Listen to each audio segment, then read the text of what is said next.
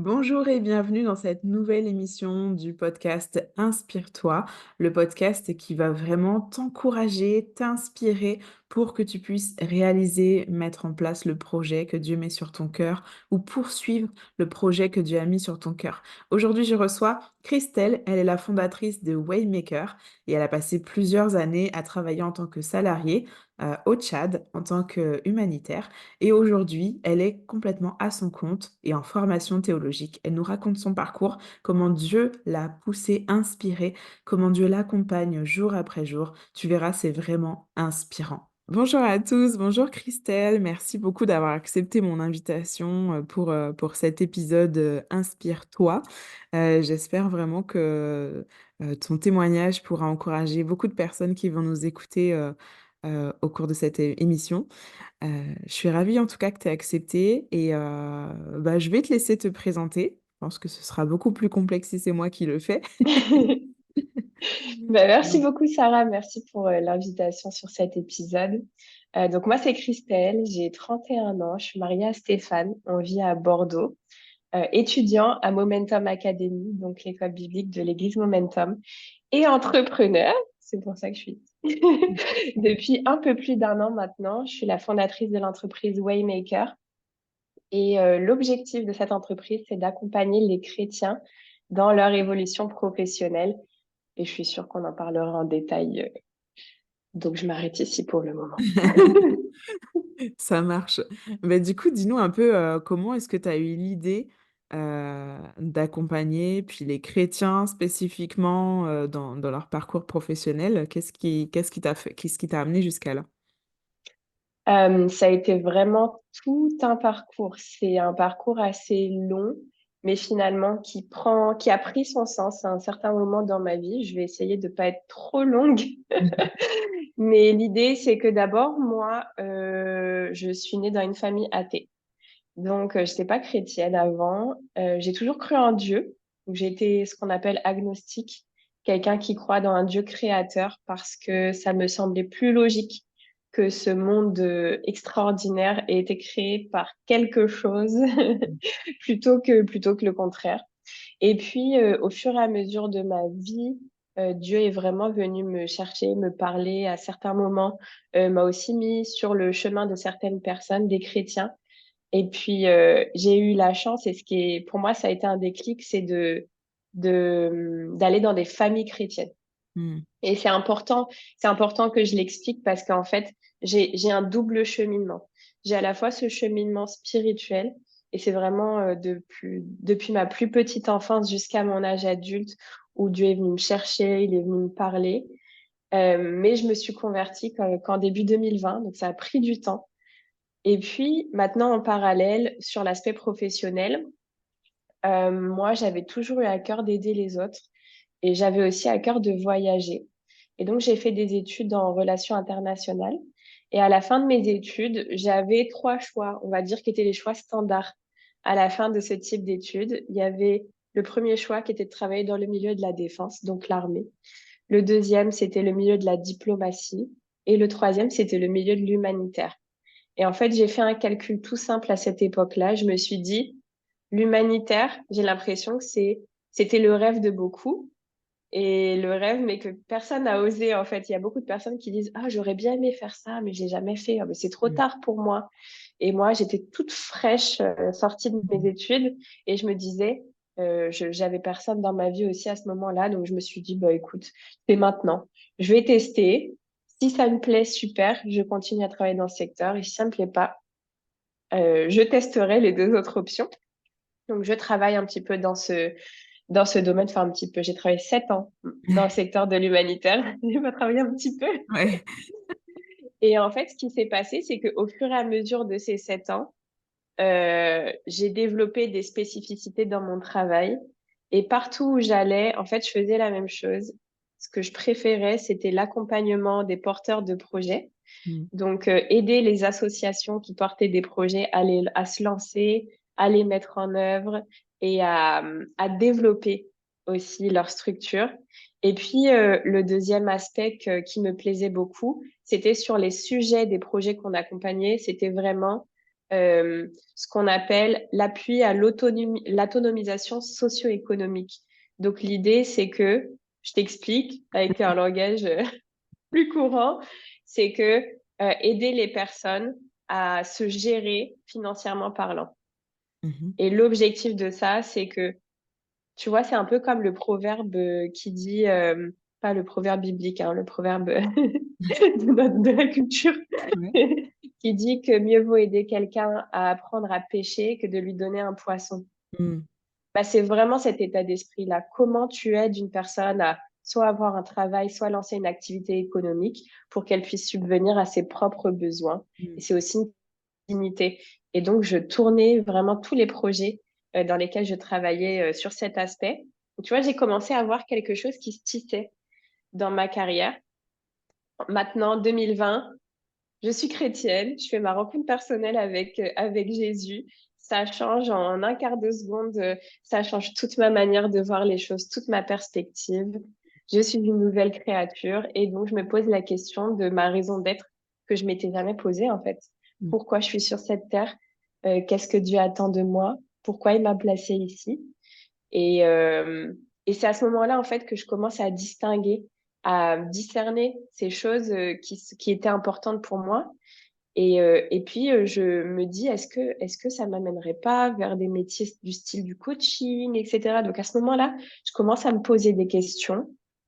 Je commence même à faire des recherches sur des formations, etc. Sauf que, encore une fois, surprise divine, en 2022, donc à ce moment-là, j'étais mariée, et en 2022, on reçoit avec mon mari qu'on doit tout quitter. Donc à cette époque, on vivait au Tchad Mm. pour aller se former à l'école biblique à Bordeaux. Gros pas de foi, c'était pas du tout ce qu'on avait prévu, etc. Mais on se dit, bah, écoute, Seigneur, on te suit. On avait décidé tous les deux dans notre contrat social, on aime bien appeler ça comme ça. Quand, quand on s'est mis ensemble avec mon mari, on a pris des décisions, on s'est dit, bah voilà, ça va être ça la vision. Et notamment, on s'était dit qu'on allait vivre selon le verset de Matthieu 6,33. Cherchez premièrement le royaume de Dieu et sa justice, et toutes ces choses vous seront données par-dessus. Mm. Donc, comment faire passer Dieu en premier dans notre vie? Et pour nous, bah, c'était un peu l'exaucement de la prière, de dire, ben, on quitte tout pour Dieu. Ça semble convenir quand même. Ça semble répondre à la vision. Donc, on y va. On arrive à Bordeaux. Donc, on commence les études 2 jours par semaine. Se pose la question en parallèle de quel travail on va faire. Mm. Et ça a vraiment été pour moi le déclic en me disant, bah, est-ce que c'est pas le moment pour moi de me lancer? Cette chose qui était en train de naître dans mon cœur, mais que j'osais pas me lancer parce qu'en fait, j'aimais mon travail, Mm. premièrement. Ça, c'est la vérité. En plus de ça, j'avais un réel confort financier Mm. dans mon travail qui faisait que je suis pas sûre que si on avait fait ce pas de foi, je me serais lancée, en fait. Donc, à ce moment-là, j'entre en contact avec une structure qui délivre des bilans de compétences et puis qui propose de me former pour accompagner les personnes en bilan de compétences. Je me dis, bah, c'est génial, ça va être la première pierre que je vais poser dans mon entreprise. À ce moment-là, la vision, elle était très floue. Mm. Et puis, ce qui s'est passé, et c'est ce que j'aime vraiment dans ce que Dieu fait, c'est que quand tu rentres dans ses plans, en fait, il te révèle les choses. Et Mm. c'est vraiment ce qui s'est passé. Et ça a alimenté la vision. Et en fait, petit à petit, au fur et à mesure de ma marche dans mon entreprise, je comprenais que Dieu m'amenait vraiment à accompagner les chrétiens. Et cette conviction, elle est venue de beaucoup d'échanges que j'ai pu avoir avec des chrétiens qui me disaient, ben moi j'ai été accompagnée en bilan de compétences et j'avais à cœur de devenir pasteur, mais j'osais pas lui en parler. Du coup, j'ai passé 16 heures avec une personne à parler de 1001 sujets, mais en fait, on était à côté de la plaque, ça m'a pas aidé. Mm. Ou sinon, une autre personne qui a pu me dire, moi j'ai été accompagnée en bilan de compétences par une consultante et et en fait, cette consultante-là, ce que je savais pas, c'est qu'elle pratiquait d'autres activités du style, je connais même pas le nom des activités, mais en tout cas des choses un peu spirituelles Mm. du mauvais Ésotérique? côté. Ouais. Ouais. Voilà, ésotérique. J'ai Ok. même oublié le nom des activités. Mm. Mais la personne me disait, bah, en fait, elle a eu l'impression de se faire tromper parce que petit à petit, la personne qui l'accompagnait l'orientait vers ça. Mmh. sans qu'elle s'en rende compte. Et puis elle s'est sentie hyper mal. Et c'est vrai qu'aujourd'hui, si on regarde dans le coaching en France, il y a beaucoup de coachs de vie ou coachs professionnels qui font aussi tout ce qui est New Age, magnétisme et compagnie. Mmh, mmh, mmh, Et en fait, je me suis dit, mais mince, j'ai vraiment ma place. mmh. Et puis, ça s'est confirmé quand j'ai commencé à accompagner des personnes, parce qu'au début, j'ai aussi accompagné des non-chrétiens. Et en fait, j'avais qu'une envie, c'était de leur dire ce que Dieu disait. C'est dans les conseils. En fait, ça jaillit de mon cœur. Je sais pas comment t'expliquer ça, Ouais. mais c'est ça qui ressort de moi. Et je sens que quand je donne des conseils aussi basés sur la parole, ben, j'ai ma place. Mmh. Je sens que c'est ce que je dois faire. Et je me suis dit, écoute, je vais faire encore ce pas de deux fois là et je vais m'adresser uniquement aux chrétiens. Donc voilà un petit peu l'histoire de la genèse de ce projet. Mmh. OK, ouais, c'est super intéressant et j'aime bien, ce que tu partages, par rapport aux autres coachs qui sont plutôt, new age et tout ça parce que, bah, moi aussi, c'est ce que je remarque, dans mon domaine, à moi. Mais effectivement, il y a tellement de trucs spirituels, non chrétiens, non bibliques et tout, qui sont amenés dans tous les domaines que du coup, nous, en tant que chrétiens, on a aussi notre place auprès des chrétiens. Donc c'est vrai que il y en a qui vont nous dire, «Oui, mais il faut, aller dans le monde, il faut travailler avec les gens du monde parce qu'on est la lumière du monde». Oui, je suis tout à fait d'accord et je dis pas que tous les chrétiens doivent travailler que entre chrétiens, mais par contre, bah, il faut aussi des chrétiens pour équiper les chrétiens qui, eux, vont aller dans le monde, en fait. Yes, Et nous, c'est ça qu'on vient faire, c'est que toi, en permettant à des chrétiens de trouver précisément, quelle est leur voie, quel est aussi, leur appel professionnel ou spirituel, parce que finalement, j'imagine que ça vient un peu se mélanger, tout ça, complètement. c'est totalement lié. Tu leur permets d'être exactement à la place où Dieu veut qu'ils soient et donc de pouvoir ensuite, accomplir pleinement leur mission, que ce soit, dans le monde auprès de leurs cibles et tout ça ou, enfin bref, d'être à la bonne place en fait. Yes, c'est exactement ça. Ça, c'est super important et moi, c'est ce que je fais aussi dans mon travail là, par rapport à la communication digitale. Il y en a qui me disent: «Oui, mais c'est dommage, pourquoi tu formes pas aussi les non-chrétiens?» et cetera. Ben non, parce qu'en fait, j'apporte vraiment des enseignements bibliques par rapport à la communication, par rapport à la vente, par rapport à comment on se positionne, en tant que chef d'entreprise, par rapport à l'argent et cetera. Et pour moi, c'est super important que les chrétiens, enfin les chrétiennes pour le coup, j'accompagne aussi que des femmes, puissent être, enseignées sur ça, non seulement sur les stratégies, les techniques et tout ça, mais aussi sur, la partie spirituelle parce que du coup, elles sont comment dire? En première ligne, tu vois? Elles sont au front dans le monde, pour pouvoir avoir des clients, pour pouvoir travailler avec des partenaires, des prestataires et cetera. C'est Et elles ont ça. besoin d'être, équipées, d'être, fermes dans ce qu'elles pensent, dans comment elles travaillent et cetera et cetera. Parce que si c'est pas, nous chrétiens qui les accompagnons, qui les formons et cetera et ben elles vont aller se faire accompagner, se faire former ailleurs et ailleurs, comme tu l'as dit, il y a beaucoup, beaucoup, beaucoup de new age et En fait, c'est ça. Il y a à la fois le côté dérive, mais il y a aussi le côté euh, incompréhension. Hier, j'expliquais ça à quelqu'un. J'avais fait un rendez-vous l'année dernière au Pôle emploi. Et lors de ce rendez-vous-là, bah, ma situation était un peu spéciale parce que je venais de lancer mon entreprise, donc ça venait juste de naître. J'étais étudiante à l'école biblique. J'avais fait 7 ans d'humanitaire, je revenais en France. Donc, c'est pas que j'ai pas de compétences, c'est que je suis un peu à côté parce qu'en fait, j'ai jamais vraiment travaillé en France, à mmh, part des jobs étudiants. Donc, moi, j'arrive comme, bah, je sais pas trop ce que je peux faire dans ce pays, quoi.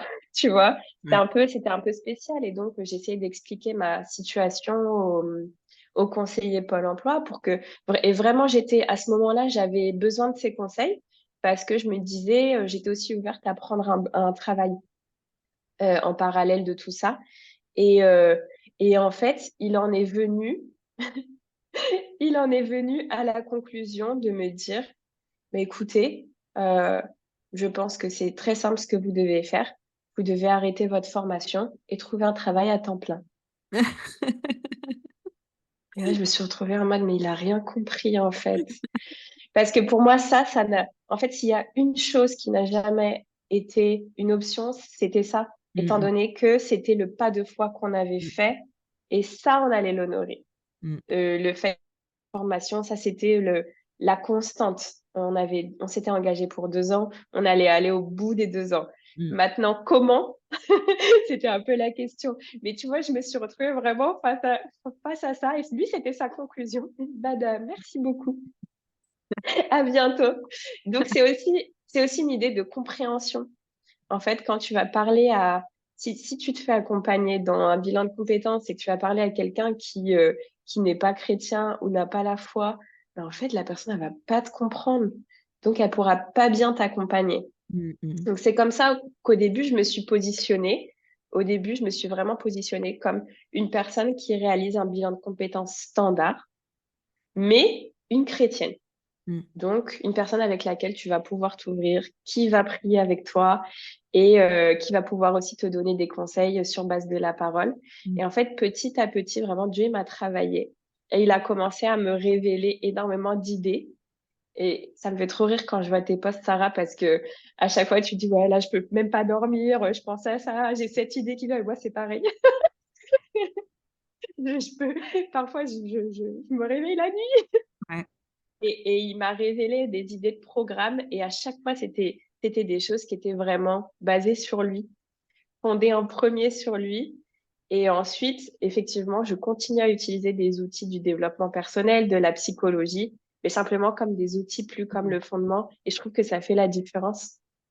Donc, je suis vraiment aussi petit à petit en train j'essaie d'être à l'écoute aussi dans la conduite de mon business au quotidien pour continuer, parce que c'est facile, entre guillemets, c'est pas facile. Non, c'est pas facile, je retire ce que je viens de dire.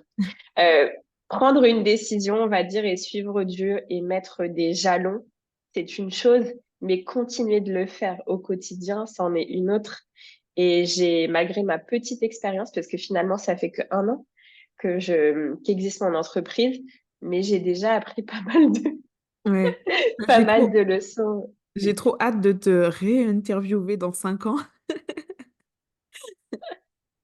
Ouais, c'est super important là ce que tu dis. J'ai envie de rebondir sur ça, l'histoire des jalons et tout, parce que moi quand j'ai commencé l'entrepreneuriat, donc j'ai commencé fin 2018 avec de la vente à domicile et tout ça, et puis en fait progressivement, je me suis rendu compte que ce que j'aimais le plus, c'était accompagner les personnes ben, que je voyais à la base pour leur vendre des produits. Et finalement, je leur vendais pas de produits, tu vois, et je passais 2 heures avec la personne, et donc j'ai commencé à me questionner sur le coaching et tout ça, l'accompagnement et tout.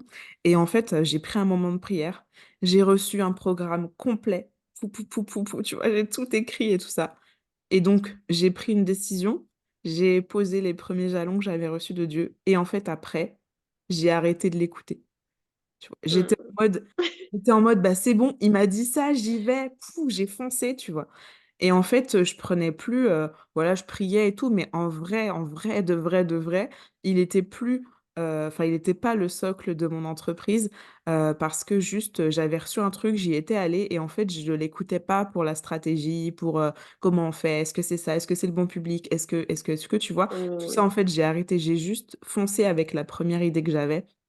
Et en fait, pendant des mois, des mois, des mois, j'avais une pensée qui revenait et qui me disait, est-ce que tu es sûr que c'était censé être une entreprise? Est-ce que tu es sûr que c'était censé être une entreprise? Et ça revenait tout le temps, tout le temps. Et en fait, comme en plus j'étais accompagnée en développement perso et tout par des personnes pas forcément chrétiennes, enfin pas chrétiennes, du coup, je me disais, bah non, c'est une pensée limitante, donc je la chasse et tout. Pauvre Voilà. Saint-Esprit. Voilà, c'est ça, 4 ans plus tard, je me dis, bon, t'as juste chassé le Saint-Esprit, c'est génial pour démarrer son entreprise.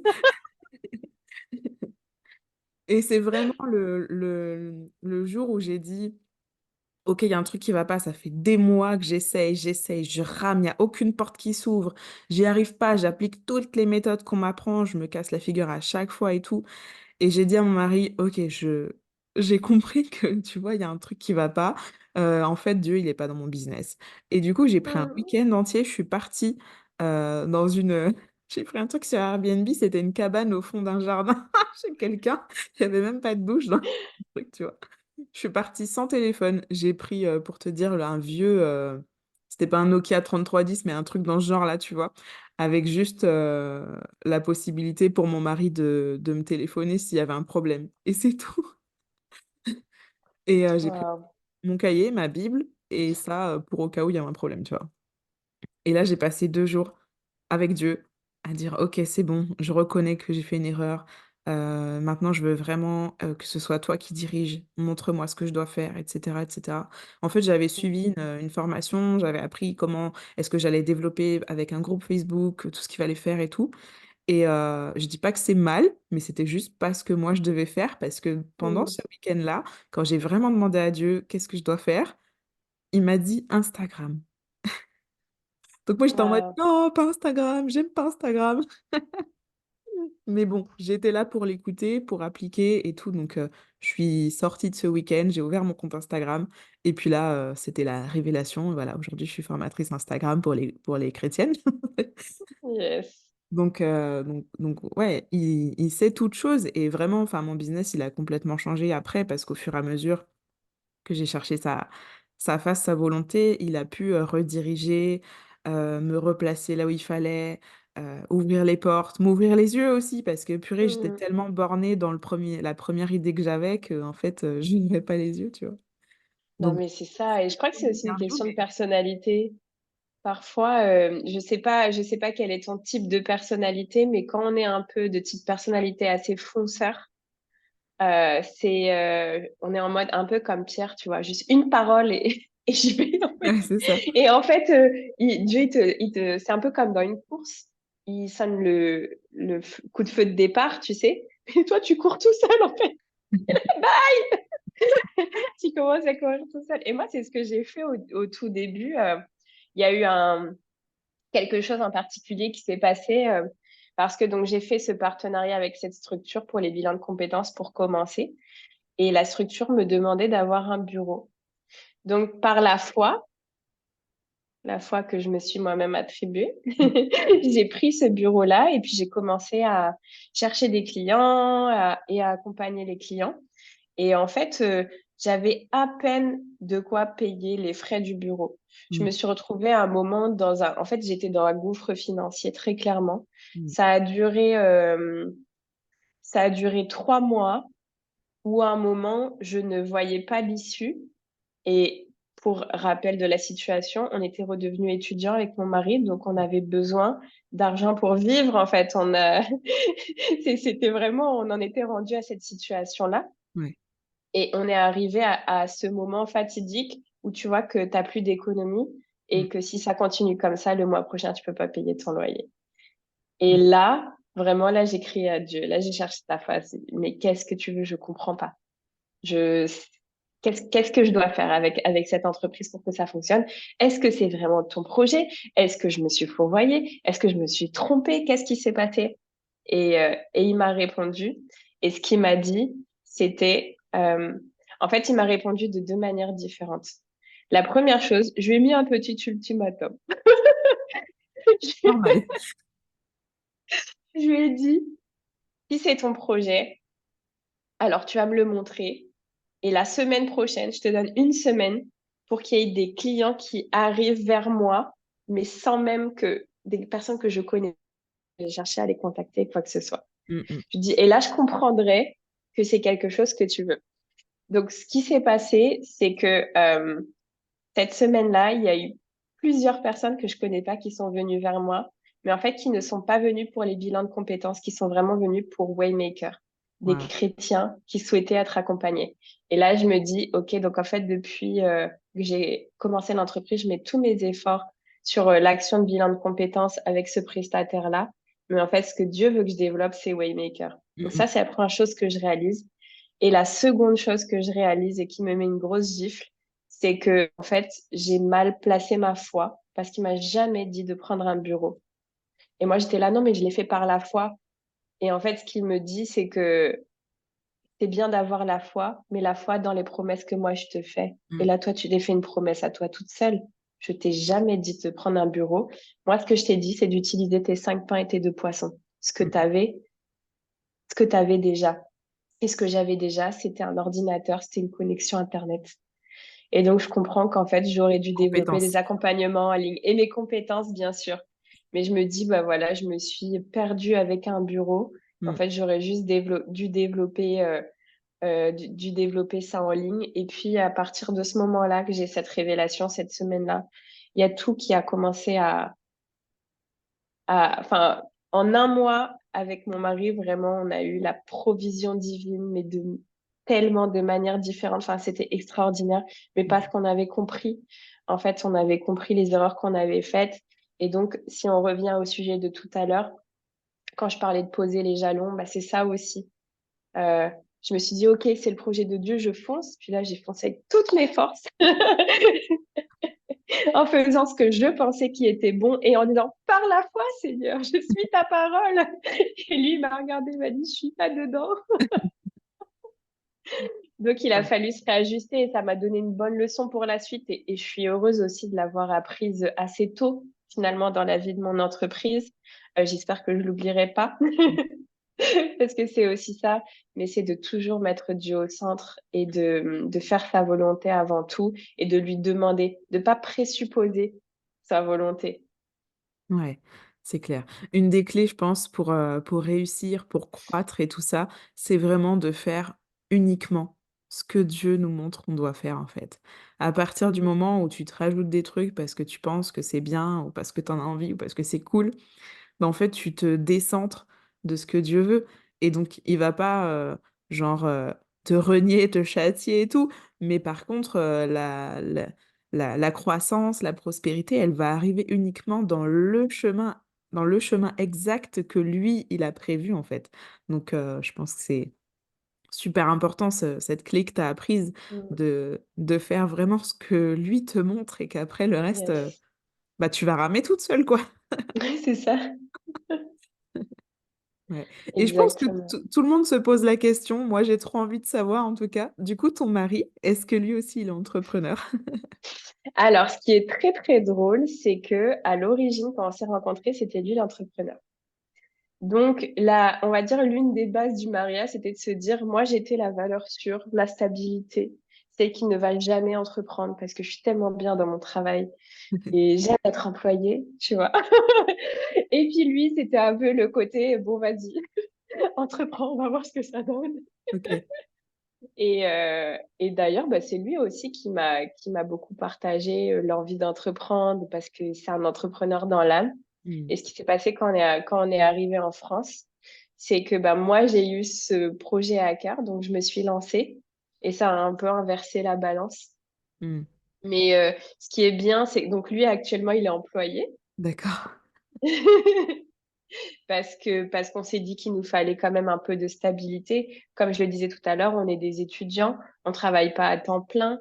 C'est un temps un petit peu particulier, c'est un moment spécial et il faut aussi être sage. Et en tout cas, c'est ce qu'on a choisi pour ce moment-là. Mais ce que je trouve bien, c'est le côté, bah, on s'équilibre en fait. Mmh mh. Dans un couple, quand même, c'est une grâce d'être dans un couple et de pouvoir soutenir se soutenir l'un à l'autre. Mmh. Et il y a une chose que j'aime dans la soumission, c'est une chose que j'ai apprise ici avec un de nos pasteurs. Il nous disait, être soumis, c'est être sous la mission de quelqu'un. Mmh. Donc en fait, quand moi je suis soumise à mon mari, je suis sous sa mission de vie et je le soutiens dans sa mission de vie. Mmh. Mais la soumission, elle est mutuelle parce que dans tous les cas, on doit être soumis les uns aux autres. Donc lui, il est aussi sous ma mission de vie, dans le sens où il soutient aussi ma mission de vie. Mmh. Et on trouve un équilibre parce que Dieu fait toutes choses parfaitement. Donc, je ne sais pas comment ça va se passer à l'avenir. Là, on est à la fin de notre formation. On arrive à la fin en juin. Euh, Lui, je sais qu'il a à cœur d'entreprendre, mais on laisse Dieu nous guider. Mmh. Finalement, c'est lui notre meilleure sécurité. Jusqu'ici, voilà, on a trouvé, c'est l'équilibre qu'on a trouvé. Mais si Dieu nous parle très clairement à tous les deux et nous dit à tous les deux d'entreprendre, bah, Mmh. on va se soumettre à sa volonté. Et il ouvrira les portes et en fait, il fera en Ouais. sorte que de toute façon, tous vos besoins soient toujours pourvus et entreprendre, c'est pas synonyme de galère financière, en fait. Yes. Il y a un début un peu bancal, surtout quand on n'écoute pas tout de suite, ce qu'il nous dit.